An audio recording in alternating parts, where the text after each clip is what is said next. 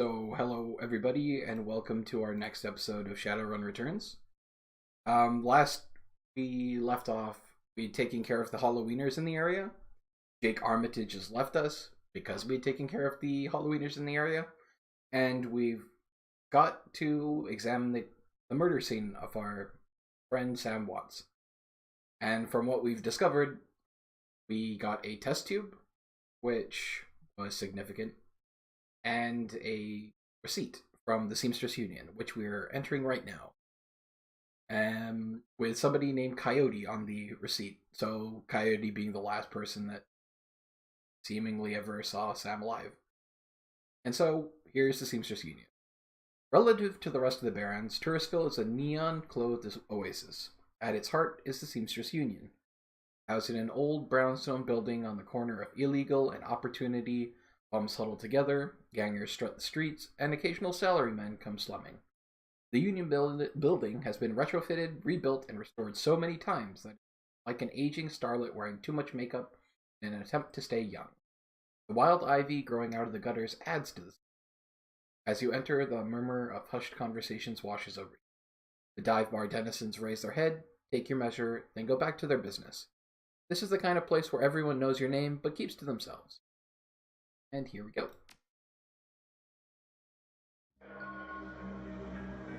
Ooh, 2 more karma. So finding question Coyote.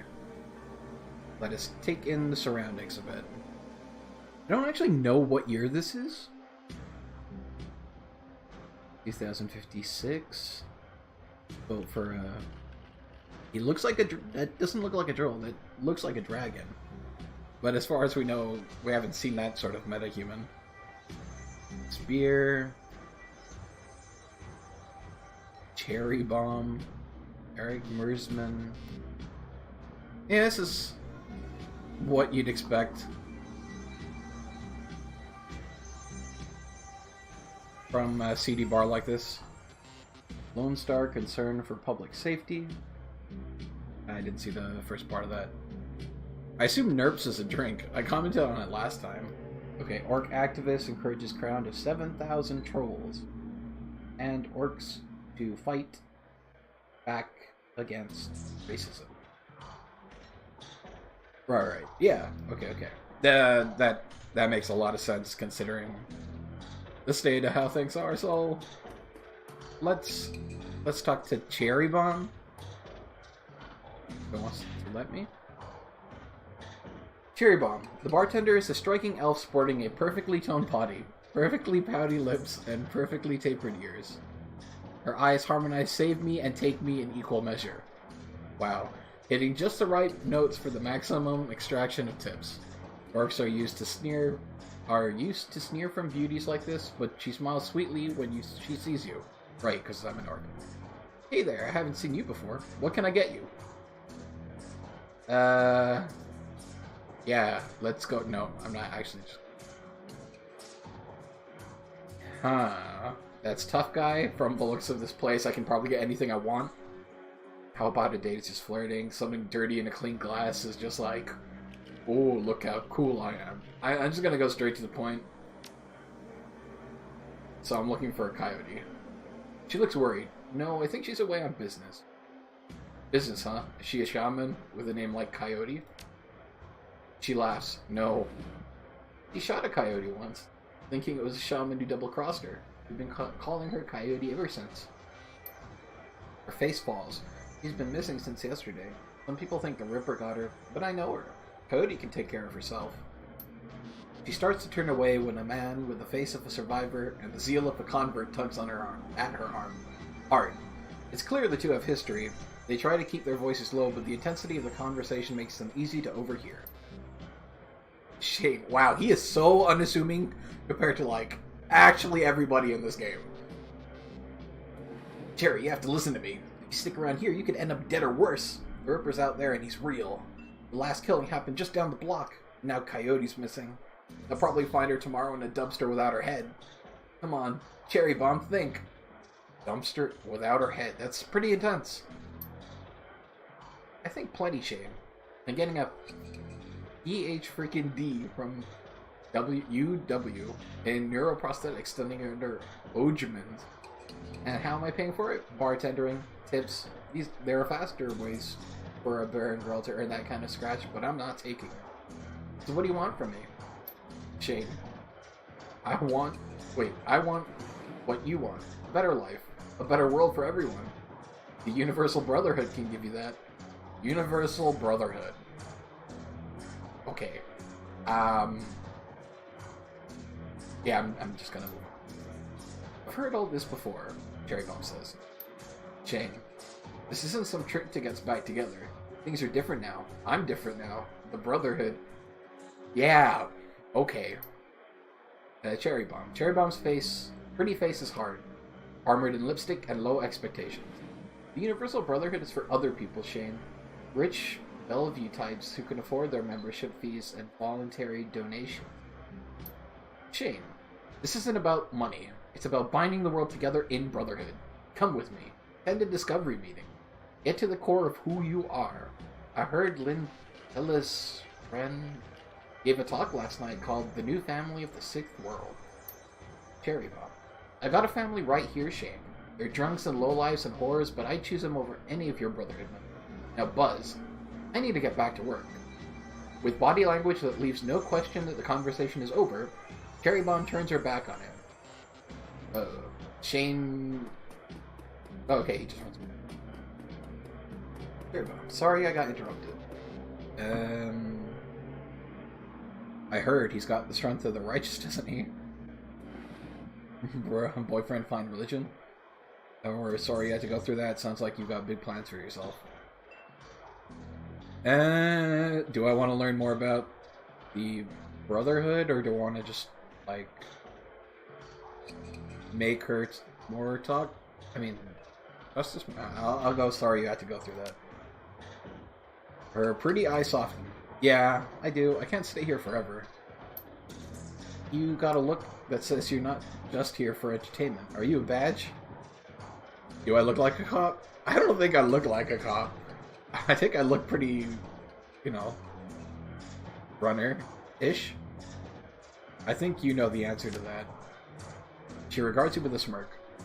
I do. You're independent. We're trained to spot a bronze the minute they walk in here. Something I can help you with? A bronze. Oh, a cop. Right. Because of the badge. That makes sense. I have a few questions. Ask away. Tell me about this place. Some come here for the booze, some for companionship. Others are looking for something they can't get anywhere else. If it's illegal or immoral, and it can't be bought, sold, rented, or consumed, you'll probably find it here. The union seemed to attract people like you. Who were you last talking to? Or who was that you were talking to? Shane, old boyfriend. He used to work here. Then one day, he saw a billboard for the Universal Brotherhood, and that was that. Went to a meeting, made new friends, moved in with them. I was happy for him, until he started coming around trying to recruit me. I don't need that Drek. I wish I'd learned more about them, but just by the name alone, it's like a bit iffy. Ever hear the name Sam Watts? She nods. Sam was a regular customer, and a regular pain in the ass for as long as I've been here. Talked a big game, but he was always broke. As soon as he got any money in his pocket, it went straight to his head. Chips, drugs, or booze. Coyote had a soft spot for him, though. Did you see Sam on the night he died? No, that was Coyote shift. Who runs the place? I'd like to talk to them. That would be Miss Kabuto. She's in the back room. Can't miss her. Wiz? I imagine that means, like, great, but I'll do. Thanks for the intel. I appreciate the help. Punks have to stick together. Talk to you later. Okay, so we learn a couple of things. And I want to know more about this Universal Brotherhood. Just because that seems like a plot point that I don't want to miss out on. Or it could be world building, I'm not sure. But still. Yeah, let's talk to Eric Messerman. Hey guy, I got extra outfits I'm trying to unload. You want first dibs?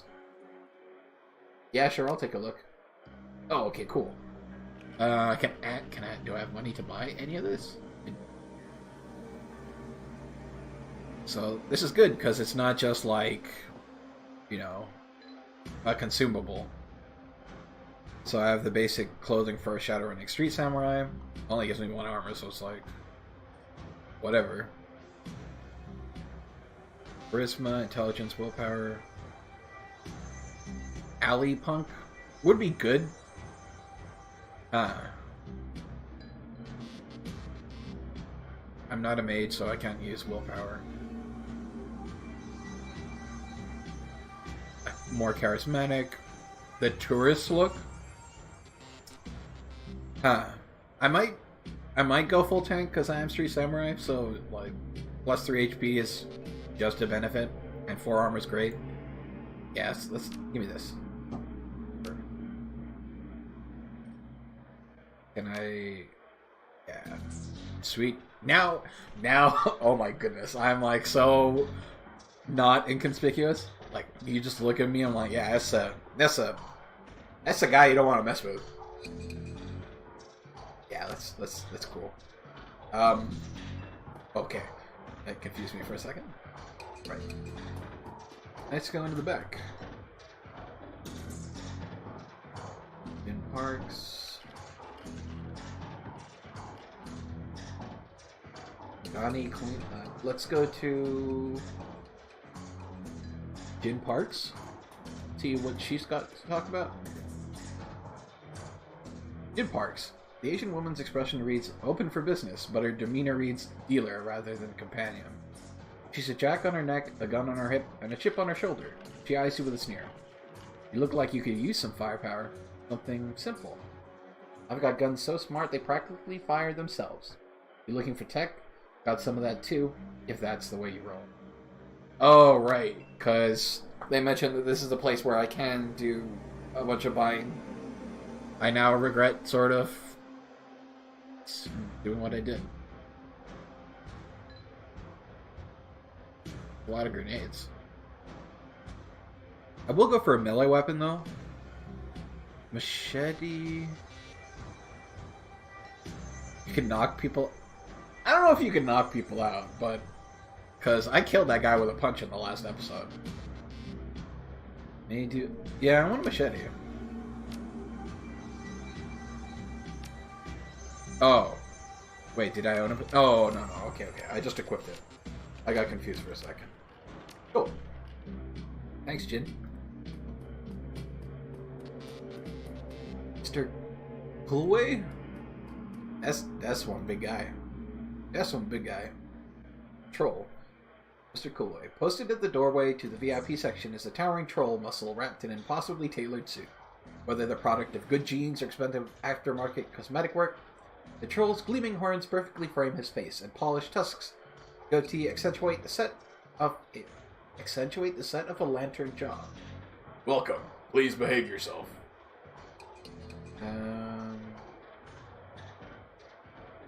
Will do. You get in trouble here often? Nothing a stern look can't usually solve. You have business here? I was a friend. But Sam was like a troublemaker, so saying I'm his friend probably puts like the impression that I too will be a troublemaker. Doesn't help I'm wearing this like super punky looking outfit. Looking into the death of Sam Watts. Wait, I'm gonna jump back and forth all the time. Heard about that. Real shame what happened to him. There's a sharpness in Cluey's eyes. The look of a man who's seen much and earned wisdom at a young age. In your role here, I suppose you escorted Sam to the door. Yes, albeit gently. Sam was a drunk, but he usually wasn't a violent one. Usually, what about the night he died? He was a bit agitated. Didn't catch the specifics. Might have been over a woman. Thought I was going to have to show him out, but I had to deal with a couple of rival go-gangers posturing for one of the working girls upstairs. Jake helped Sam out instead. And that's why Jake got in trouble with the Halloweeners. What a name. I appreciate you talking with me. Happy to help. That's a pretty cool guy. Alright. This guy, oh, he's literally a cleaner. I was just gonna say. Much nicer looking than the other area. Very rustic. This guy's not dancing very well at all, though. Girl's like doing her thing, but he's kind of doing a little shepherd dance. Yeah, Miss Kabuto, she looks like, yeah, that's very right. She's very hard to miss. Right, Johnny Clean, what do you have for me? You're a janitor, you've seen a lot of stuff, I'm sure. Johnny Clean. The man is dressed like a janitor, but is wearing unusually clean overalls. Oh, security, undercover bouncer type? He's tall, rail thin, and has a cunning look in his eyes that says he's more than just a maintenance man. Howdy. Name's Johnny Clean. You new? I imagine you've seen all sorts of things in a place like this, eh? True. Quite true. And I keep my mouth shut about it, too. That's the secret to keeping a job here. Staying alive in general. Gotta work. See you around. Dang it. Shouldn't have said. Let's go talk to Noog now. If it lets me. Noog.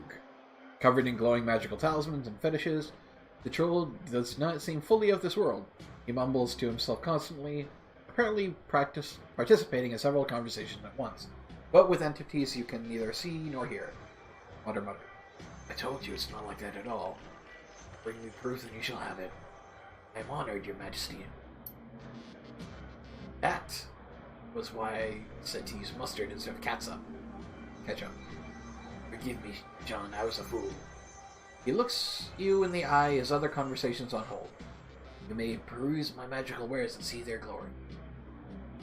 Okay, so if I was a shaman, or, you know, a mage that actually could use any of these, that's where I'd buy them. But I have no skills, and this character is not going to be a character that I'm going to build for magic. Alright, let's talk to Miss Kabuto. I'm very bad at actually getting to talk to people who I want to. There we go. Miss Kabuto watches you cross the room, sizing you up as you approach. As you get closer, you can see that she is of mixed race, African and Japanese. Her demeanor says, "This is my house. Mess with it at your own peril." But her eyes twinkle with a playful light when she speaks. "Konbanwa, good evening." But but aren't you a big, powerful orc? Are you enjoying the seamstress union? There should be plenty for a man like you to enjoy. She eyes you closely. Where's this business? Business. I suspected as much when you walked in. Oh my. What business do you have with me? I'm looking for information. She eyes you suspiciously. Of course you are. Knowledge is power, eh? So I've been told. Soka. And why should I help you? I think I was meant to mention Jake. I could be misremembering. I'd just say Jake sent me. I'm glad to hear that Jake Armitage is alive. Again! He lives an interesting life. Very well. If Jake sent you to me, I will help you. Okay, good. I was meant to mention Jake. What do you want to know? How well did you know Sam? I knew him. We all did. Sam was a regular here. Whenever he could beg or borrow enough union to become altered in some way, drugs, chip, alcohol, it didn't matter, Sam. As long as he was bent, he was always looking for his next fix. And it's the type of character wanting to forget the past life of a runner, and the life was never... For a person that said the life was never for him, he was into a lot of bad stuff. At least it appears that way. He clung to this place like it was his lifeline, and we treated him as part of the family, even if none of us truly liked him, except Coyote. Did you see Sam on the night of his death? He was here, quite inebriated, as he often was. Coyote was working the bar that night, and she informed me that Sam was getting rowdy and belligerent with other customers. When I requested he leave, he refused. My bouncer, Mr. Kluwe, was off dealing with another issue. So I requested that Jake escort Sam out the back door to the alley. That was the last I saw either of them. Why is this place called the Seamstress Union? A bit of an odd tangent after going in depth about, hey, so, Sam, can you tell me about him? Like, now, okay, can you tell me about the history of this place? During the gold rush years, there was a census, and politicians wanted as high a number as possible to gain power and revenue. To bolster their numbers, they decided to include all the working gals, which there were many, to the rolls. However, given the times, they could not list the girls' true occupation, so they entered them all as seamstresses. Makes sense. When a girl accumulated enough money to open her own business, he renamed it the Seamstress Union, so potential workers would know that they would be treated fairly here. Thus, a rich tradition was born. So you're a former seamstress? No, perhaps when we know each other more, I will reveal more about myself. For now, enjoy the union. Last question. Can you tell me where to find Coyote? Her face darkens. Would that I could. I've not seen her in 2 days. She's a smart woman, quite dangerous, but I fear for her. If she's smart, why fear for her? Because she is in a dangerous line of work, and there is always someone smarter, more prepared. The room is upstairs. If you're looking for her, I invite you to examine it. May be able to uncover her whereabouts. I would not normally betray her privacy in this way, but she has 2 shifts now. Cannot be reached on her comms. It is unlike her. If something has happened, we will not have an action on my conscience. Here's the key. Ooh, back to more sleuthing. I really do not look like I am a detective of any caliber.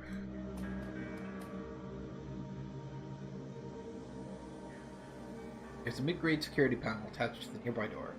Said to require a password for entry. I'm not a decker, so I can't do anything about that. Oh well.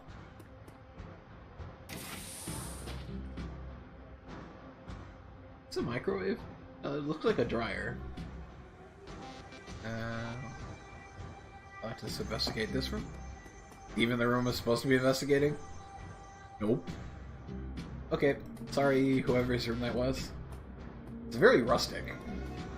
Like, this gives me a far more, like, New Orleanian feel than it does Seattle. Just the decor and presentation of the place, I guess. Like, Coyote keeps her clothes in boxes on the floor. The room doesn't seem too messed up. Buggo. Okay. Here's something to eat. And it's littered with action movies and cigarette butts. Good choice of movies.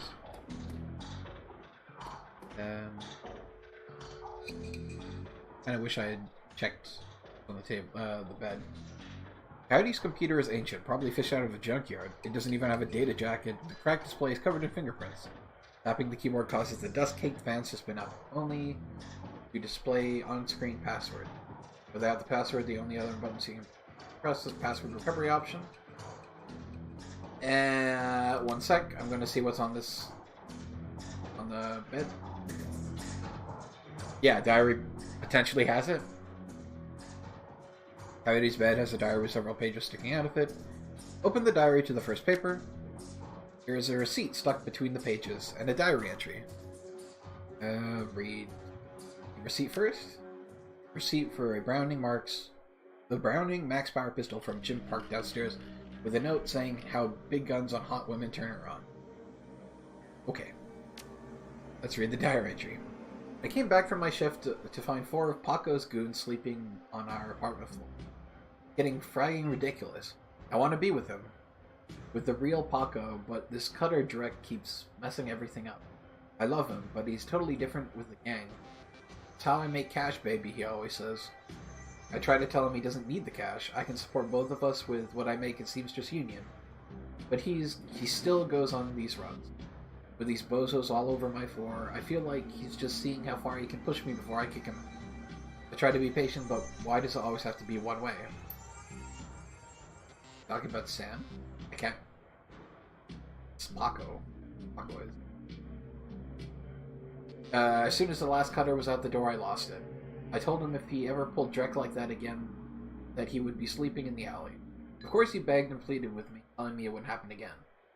I don't want to deal with this anymore, but I don't want him to leave. He's the reason I got through all the stuff last year. Got my bartending license, got this apartment, and this life. I know he cares about me and loves me more than his involvement with the Cutters. I just wish I could slice out that gang from our life together. Slice out the fear that comes with it. Oh, okay, it's just... Yeah, with two different papers. Second paper. The paper has a handwritten poem on it, and a diary entry. Poem. Let's just say that Paco should stick to guns and motorcycles and leave the poetry to others. Wow, that's pretty bad. Okay, read the diary entry. Sometimes it seems that Paco reads my mind. Or my diary. Maybe he does the latter. I wouldn't be surprised. Hi, Paco. Ever since last week, he hasn't mentioned the Cutters once. He leaves the apartment with a, "See you in a few hours, babe," and then returns without comment. I don't know if it's really going to help us, for us to avoid the subject in conversation completely, but I felt better without our constant arguing about it. I don't think this is Sam, unless she calls him Paco. I don't know. I may just be dense. The last 2 nights I've come home from work to Paco waiting up for me, slouching on the old dumpster couch with a novel 4 inches from his face. I imagine that as I turn the key in the door, he perks up and makes himself look especially studious for when I get the door open. For when I get the door open. He seems superficially surprised to see me, but I love this little act. Next page. Good paper. There's a receipt and an old photograph stuck between the pages. Receipt. A COD receipt for a special order. 7 pounds of zebra meat from Maori's Meat Emporium, hidden near Pike Place. Zebra meat. I mean, they did say this place is where they get a whole lot of stuff, so that shouldn't be surprising. Picture shows a young girl with caramel skin and dark brown hair. She has a snake wrapped around her arm, yet she is smiling. The back of the photograph has shadow scrawled on it. I have to keep the line. Just open the diary to the 4th paper. A receipt for a wall safe installed near the bathroom door. Set to a combination of 342436. Safe? Okay, I didn't need to remember it. Broken mirror is hiding a small safe. It says open the safe. Safe beeps cheerfully and responsive. That's a pretty bad idea. You should put, like, literally the password to anything or the combination to your safe and your diary just sitting around. Like, at least cipher it a bit. So the safe beeps cheerfully in response to the door comes open. What is inside? Can I swap? That's actually very useful. But why does she have a grenade?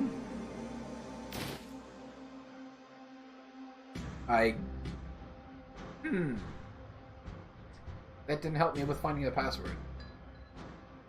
Let's do password recovery. Oh! Oh!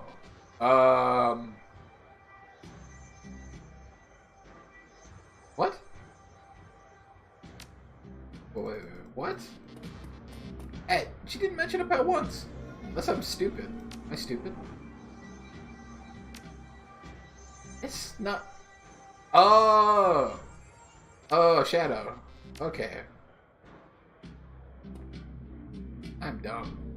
Yeah, password recovery. Shadow.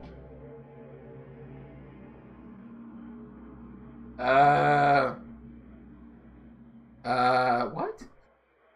Am I stupid? I think I must be stupid. I don't remember her mentioning a...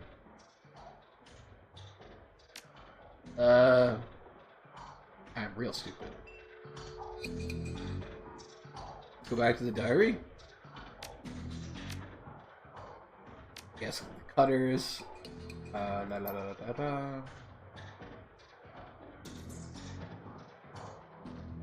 See for a gun.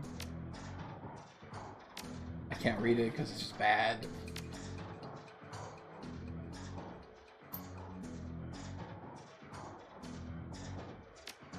I dumb? I may be dumb. So, safe thing. It's a meat emporium.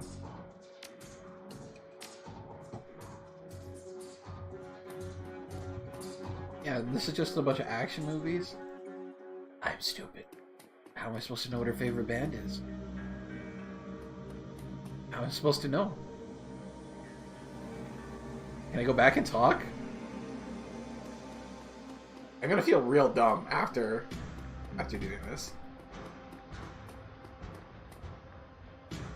I don't even know if it's an option for me to be able to talk to anybody else. I can, so. Oh, that's good to know. How can I help you? You know Paco? He's a gangster, a member of the Cutters. He's a good kid in a nasty line of work.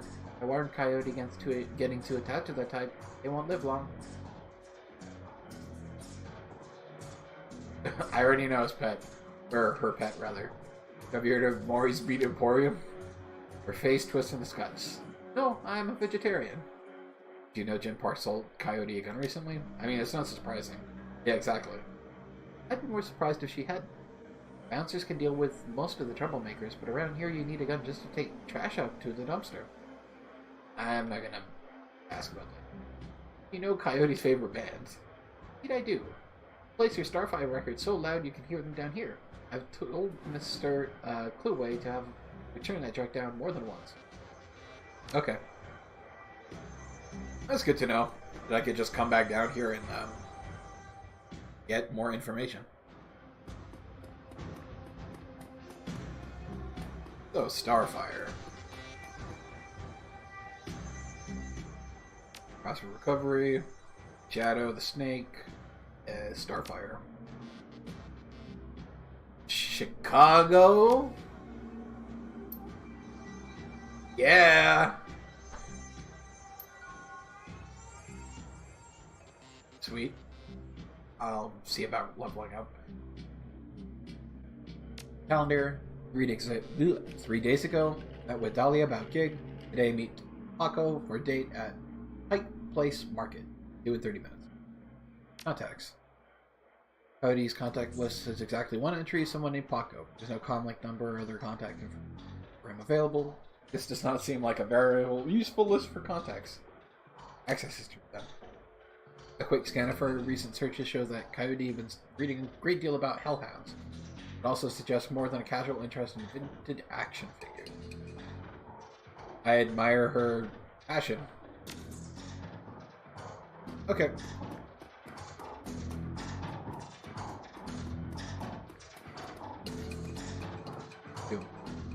I'll see what I can do with my karma actually before I move on. 6 karma. This is an amount. Let's see. So that's like HP. Range combat increases chance to hit. I'd like that because I like actually trash levels. I don't need an additional weapon slot though. Oh, you need to level up to get Overwatch?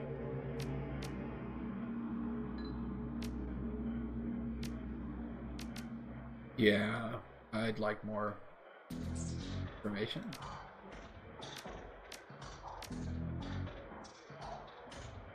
Oh, it's in. Oh, it just increases the greater the critical hit chance. That makes a lot of sense. Yeah, for shotguns that seems pretty good. So I have 1 melee weapon. Thrust. I think that's all I can do for now. I don't really want to spec it to decking or spell casting. Even if it is only 1, then I can use it. I'll focus on what I have for now. Is there anything else I can level up? Nope. Yes, that sounds good to me. Alright, Mrs. Kabuto. Ben? How can I help you?